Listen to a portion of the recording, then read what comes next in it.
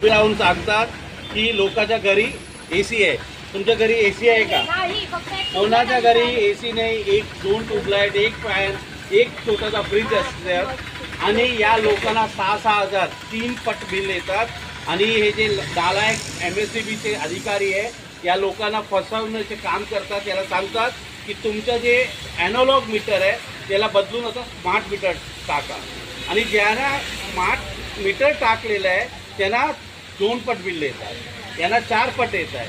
मी आज देवेंद्र फडणवीस असेल, ते सरकार असेल, MSEB आणि अदानीचे अधिकारी असेल त्यांना थेट इशारा देतो की काँग्रेस पक्ष जनतेबरोबर आहे आणि या तुमचा आम्ही निषेध करत राहू. म्हणजे का वाटतं तुम्हाला मीटरचे बिल का वाढलेत? का बघा, हे स्ट्रॅटर्जी आहे.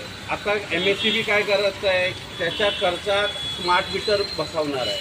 त्यानंतर हे सगळं MSEBचं जे बिझनेस आहे उद्या अदानी साहेब